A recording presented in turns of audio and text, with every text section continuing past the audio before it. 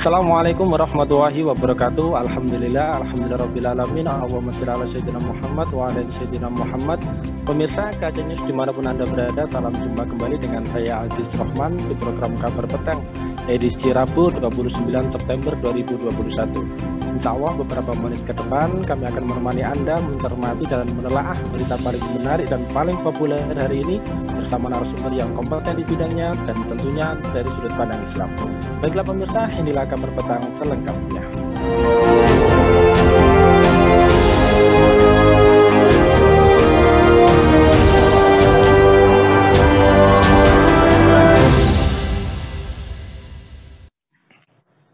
Pemirsa, isu Jakarta tenggelam mengemuka belakangan ini. Nasib serupa juga mengancam pesisir paling utara Kabupaten Bekasi. Bermula dari omongan Presiden Amerika Serikat, Joe Biden, prediksi Jakarta tenggelam 10 tahun mendatang membetot perhatian banyak pihak. Sebabnya, tanda-tanda ibu kota RI tenggelam semakin nyata. Di Jakarta sendiri, sejumlah kawasan seperti Muara Baru hingga Kali Adem yang juga kerap jadi sorotan. Permukaan tanah di dua kawasan itu nyata betul. Rupanya, ancaman tenggelam juga menghantui kawasan pesisir Bekasi di Muara Gembong, Kabupaten Bekasi. Jarak pesisir Bekasi dengan utara Jakarta cukup dekat. Apabila menggunakan perahu, traveler bisa menjangkau Tanjung Priuk dari Muara Gembong hanya dalam tempo 1 jam. Banjir yang kerap diakibatkan oleh rob itu kian parah akibat abrasi. Hal itu diperburuk dengan hilangnya kawasan mangrove akibat ulah manusia. Nah, pemirsa, betulkah prediksi akan tenggelamnya Jakarta? Apa sebabnya? Apakah sudah terlambat untuk mencegah tenggelamnya Jakarta? Bagaimana adaptasi dan mitigasi lebih komprehensif untuk mencegah Jakarta terendam air laut? Untuk membahasnya, kami telah terhubung dengan Profesor Dr. Insinyur Haji Fahmi Amhar. Kita sapa dulu beliau. Assalamualaikum warahmatullahi wabarakatuh. Prof. Fahmi. Waalaikumsalam warahmatullahi wabarakatuh. Alhamdulillah. Bagaimana nih kabarnya Prof? Sehat, Prof? Alhamdulillah, ya sehat semua. Ya, semoga pemirsa juga demikian halnya. Ya, baik, baik Prof. Ini kan kalau kita mencermati terkait dengan hal tersebut, kan banyak informasi, fakta, dan riset sudah menyuarakan ancaman Jakarta akan tenggelam dengan berbagai macam perhitungan, berbagai macam faktor begitu. Nah, pertanyaannya, betulkah prediksi tersebut dan seandainya betul, apa kira-kira penyebabnya ini, Prof? Ya, jadi betul ya, Jakarta memang semakin permukaan tanahnya semakin susut ke bawah ya. Itu oleh dua faktor. Yang pertama adalah land subsidence yang paling besar ya. Jadi Jakarta itu dulunya adalah rawa-rawa. Rawa-rawa didesain hanya untuk sebuah kota dengan penduduk maksimum 600.000 orang ya, tapi sekarang penduduknya mungkin lebih dari 12 juta ya. Kalau siang 15 sampai 16 juta. Jadi terus yang paling parah dengan adanya ledakan penduduk itu adalah penyedotan air tanah ya. Jadi 100 tahun yang lalu itu kalau kita di daerah Istana itu menggali sumur artesis ya. Itu airnya langsung menyembur sampai tinggi sekali, sampai berapa belas meter gitu. Karena air itu kan dari Gunung Salak sana kan ya, lewat aquifer gitu. Nah, sekarang air itu nggak setinggi itu lagi. Ya. Kenapa? Karena di bawah ini sudah keropos lah, sudah kan disedotin terus dan itu nyaris tidak terkontrol ya. Gedung-gedung tinggi yang membutuhkan air dan air dari perusahaan air minum ya dari PAM itu hanya sanggup mensuplai kurang lebih 40% kebutuhan. Ya. Sisanya masyarakat mengambil sendiri dari air sumur dangkal dan air sumur dalam. Kalau yang sumur dangkal tidak begitu parah sebenarnya, itu kan air rembesan dari got, dari sungai begitu. Tapi kalau yang air dalam, ya terutama yang dari industri dan hotel-hotel, itu akan membuat tanah itu melesak ke dalam ya, land subsidence namanya. Dan itu kecepatannya bervariasi, yang paling parah itu sampai 10 cm per tahun ya, 10 cm per tahun. Ada yang cuma 2 cm ya, itu macam-macam lah ya. Kalau 10 cm dalam 10 tahun itu sudah 1 meter ya, bayangkan. Kalau ketinggian di Jakarta itu rata-rata hanya 3-4 meter saja. Jadi bisa dibayangkan dalam 20-30 tahun ya sudah ini. Cuma ini kan tidak linear ya. Mungkin juga suatu ketika akan terhenti ketika sudah pampat ya, sudah nggak ada lagi yang nggak bisa turun lebih rendah lagi. Gitu. Cuma kita belum tahu seperti apa ya, karena survei bawah tanah itu sangat mahal. Kemudian yang kedua sebabnya adalah naiknya muka laut ya, itu karena global warming ya. Jadi ini dua hal. Tapi kan global warming itu tidak separah land subsidence ini. Ya. Jadi di pantai utara Jawa itu banyak ya kota-kota yang sudah kena land subsidence. Misalnya Semarang itu juga ya, Pekalongan juga ya. Jadi mereka sudah langganan rob. Ini sudah lama ya. Di Jakarta seperti ini tuh saya survei pertama kali itu tahun 2007 nih ya. Dan itu bukan yang pertama juga, sebelumnya sudah ada juga ya, sudah banyak lah kajian-kajian itu. Ya. Ya, baik Prof. Lantas kemudian apakah isu tenggelamnya Jakarta ini bermuatan politis begitu demi untuk menyudutkan Gubernur DKI? Ataukah berdasarkan kajian empiris terkait dengan perubahan, maksud kami terkait dengan perubahan iklim serta dampaknya yang dijalankan secara komprehensif, rigid, metodologis, dan berbasis data ini, Prof? Ya, ya ini semua riset ya. Jadi saya tadi sampaikan bahwa kajian tentang penurunan muka tanah di Jakarta itu sudah lama ya, sudah lebih dari 15 tahun yang lalu ya. Jadi bahkan saya kira sejak zaman Orde Baru juga sudah ada warning atas gejala ini ya. Makanya dulu sempat ada rencana untuk membuat tanggul ya, tanggul Jakarta ya, tanggul laut begitu ya. Kemudian reklamasi dan itu kan diantaranya adalah orang menyangka dengan seperti itu ya bisa diatasi lah ya, meskipun ternyata dan kajian selanjutnya ternyata nggak sesimpel itu kan, nggak sesimpel membendung air selesai. Jadi di dunia ini ada kota-kota yang lebih rendah dari laut ya. Contoh yang paling terkenal adalah Amsterdam ya. Amsterdam di negeri Belanda itu lebih rendah dari laut, minus lapangan terbang Schiphol itu -7 atau -12 gitu. Ya. Cukup rendah. Tetapi kenapa kok aman saja? Masalahnya berbeda dengan di Jakarta. Di sana tidak ada land subsidence ya. Belanda itu memang menyisipkan tanah yang semula lebih rendah dari laut untuk jadiin daratan ya, dengan cara membendung lautnya buat tanggul. Tapi di sana nggak ada land subsidence. Dan di sana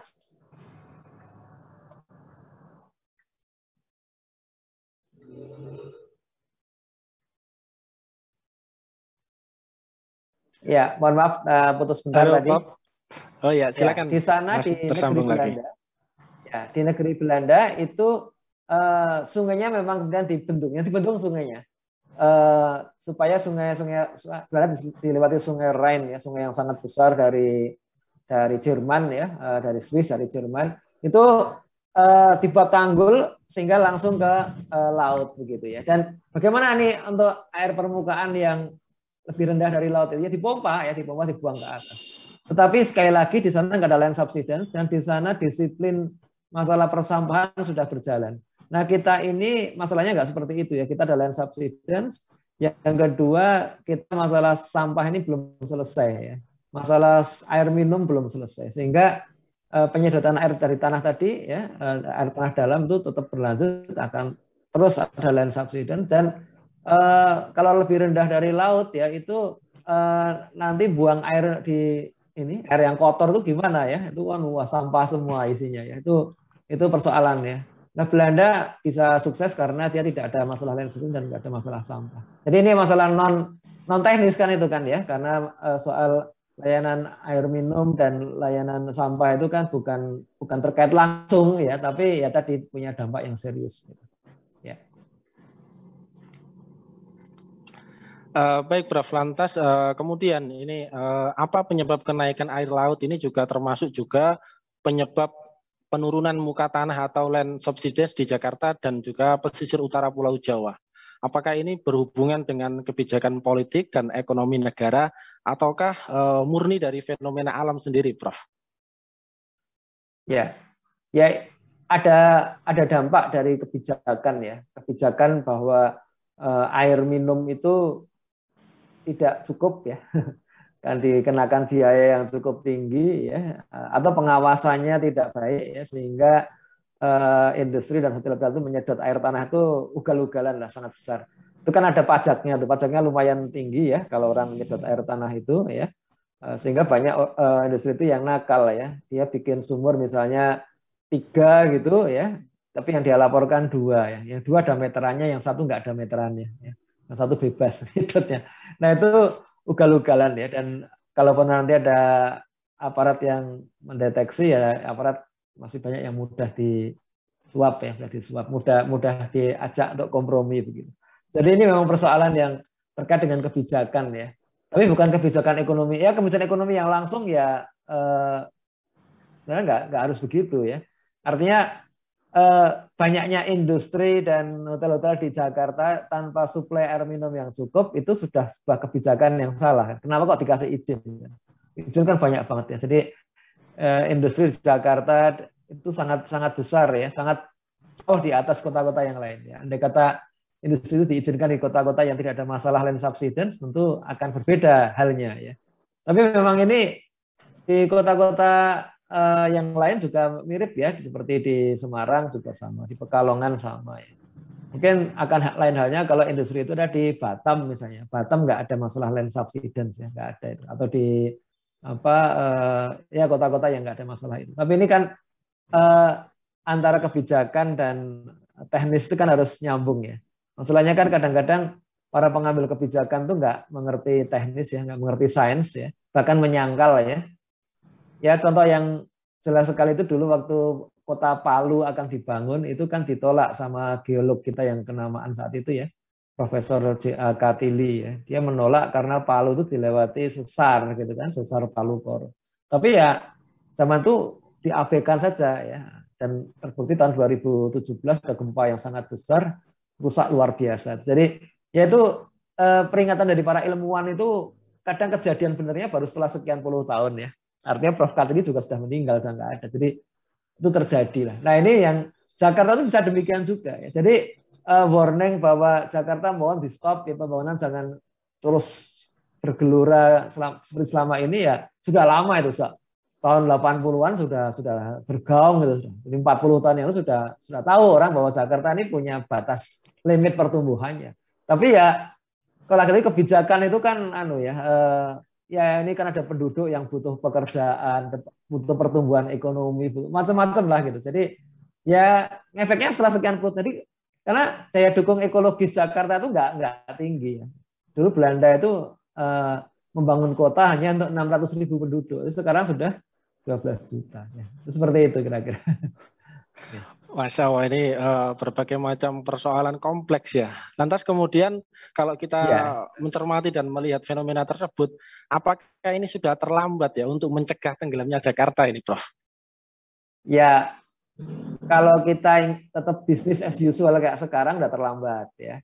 Tetapi kalau ada tindakan yang agak radikal ya, radikal dalam arti teknis ya mungkin enggak ya, masih bisa diselamatkan. Apa itu yang radikal? Ya diidentifikasi mana perusahaan-perusahaan, industri-industri yang menyedot air tanah dalam yang cukup besar. Itu harus ditutup sama sekali. Itu kan radikal tuh. Nanti langsung ada sekian ribu orang kehilangan pekerjaannya. Sekian ribu orang dan sekian ratus persen pembayar pajak yang cukup besar tuh nilainya triliunan tuh.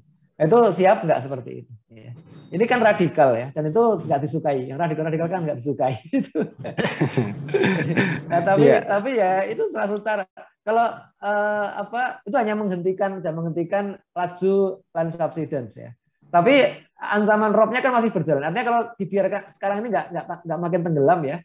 Tapi tiap saat juga sudah rob tiap hari kan. Di banyak tempat kayak di Angke, di Penjaringan itu tiap hari rob gitu, tiap hari banjir itu. Sudah nggak ada berita lagi karena sudah tiap hari, sudah bertahun-tahun ya. Penjaringan itu sejak 2005 itu sudah tiap hari banjir, tiap hari. Karena kalau Anda ke sana itu disarankan jangan pakai mobil, jangan pakai motor ya, pakai sepeda aja. Biar kalau kerendam air nggak rusak gitu. Jadi itu contoh mereka beradaptasi seperti itu ya. Ya, tentunya kita nggak suka juga. Jadi kalau mau mengatasi itu ya tadi yang membuat laju tenggelamnya itu di stop, kemudian baru dimulai dengan tadi buat tanggul ya, tapi harus dibarengi dengan mekanisme persampahan yang baik. Sampah nggak kemana-mana ya, sampah diolah semua. Sampah ini sekarang kan diolahnya cuma di perumahan-perumahan yang bagus ya, klaster-klaster gitu. Kalau di penduduk itu kan nggak karuan, di area kotor sekali masuk ke sungai. Sungai kalau kotor gitu, kalau ditanggul nggak ngalir ya tambah sedikit comberan raksasa gitu kan, itu bahaya sekali itu. Ini perlu. Jadi mungkin kalau menghentikan tenggelamnya bisa ya, tapi tadi ada perubahan budaya juga. Kita akan beralih seperti Amsterdam lah gitu ya. Kalau bisa ya. Kira-kira begitu. Ya, meskipun kompleks tapi juga ini bukan sesuatu yang mustahil ya begitu ya, Prof. Ya, bukan. Ya, terakhir Prof, ini kan kalau kita melihat bahwa penurunan muka tanah di Jakarta pada periode 2011 sampai 2018 ini kan berkurang begitu karena ada upaya untuk menekan penggunaan air tanah. Lantas kemudian bagaimanakah adaptasi dan mitigasi lebih komprehensif untuk mencegah Jakarta terendam air laut ini, Prof? Ya itu pakai tanggul ya. Tanggul tetap perlu ya, tanggul ya. Cuma bentuknya seperti apa itu subject to discuss ya. Kalau bentuknya kayak tanggul raksasa yang ini yang kemarin dirancang sama zaman Ahok itu ya, menghubungkan pulau-pulau reklamasi itu memang merusak ekosistem itu kan. Itu merusak ekosistem. Jadi ekosistem air itu nggak semudah itu ya, itu rusak banyak ya. Kemudian juga ya itu tadi kita tanggul tetap perlu ya, tetap perlu, tapi tanggulnya di mana itu kita diskusikan ya. Mungkin tidak harus dengan pulau-pulau reklamasi ya. Kemudian pompanya di mana, yang ngerawat siapa ya, anggarannya berapa, kemudian juga sampahnya kemana, biar air yang ini tetap bisa dibuang ke laut ya, air dari Ciliwung itu ya. Kalau Ciliwungnya makin rendah juga kan, nanti nggak bisa ngalir juga. Kalau langsung gitu nggak bisa ngalir juga, mesti harus dinaikin pakai pompa. Nah, pompanya itu sebesar apa? Bayangkan kalau pas hujan lebat ya di Bogor gitu. Dan ini makanya juga supaya nggak terendam ini kebijakannya nggak cukup Jakarta saja, itu harus seluruh daerah aliran sungai ya. Jakarta itu luasnya 650 km persegi ya, tapi das Ciliwung itu 1.270 km persegi sampai Bogor. Wah, besar sekali itu ya. Jadi kita mesti komprehensif memang ya, tidak sederhana. Makanya kemudian usulan untuk mindahin ibu kota itu ya secara teknis ada benarnya juga. Mindahnya kemana itu soal lain. Ya. Atau bahkan kalau yang lebih filosofis kita perlu ibu kota baru atau enggak, atau ibu kotanya virtual aja lah di cloud aja ya, ibu kotanya di cloud. Jadi tadi ya mitigasi tadi perlu banyak juga mekanisme non teknis ya. Jadi penyebaran pusat-pusat produksi supaya orang tuh nggak semua mengalir ke Jakarta gitu loh ya. Saya kira lebih masuk akal daripada ya mengembalikan Jakarta ke situasi 50 tahun yang lalu misalkan. Itu tentunya sangat sulit itu seperti itu. Ya, baik Profesor Fahmi Amhar, terima kasih atas kesempatannya dan juga terima kasih atas pencerahannya pada Kabar Petang pada edisi kali ini. Ya, semoga Anda dan keluarga senantiasa sehat selalu dalam lindungan Allah Subhanahu wa taala. Assalamualaikum Prof. Fahmi. Amin. Waalaikumsalam warahmatullahi wabarakatuh. Baik pemirsa, demikianlah Kabar Petang pada edisi kali ini. Semoga Anda mendapatkan banyak manfaat dari acara kami. Sampai berjumpa lagi besok di jam dan channel yang sama. Jangan lupa like, comment, share, subscribe, serta klik tekan loncengnya agar tidak ketinggalan update terbaru dari KJ News. Karena hanya disinilah Anda akan mendapatkan informasi aktual terpopuler dari sudut pandang Islam. Akhirnya saya Aziz Rahman beserta seluruh kru yang bertugas undur diri. Wassalamualaikum warahmatullahi wabarakatuh.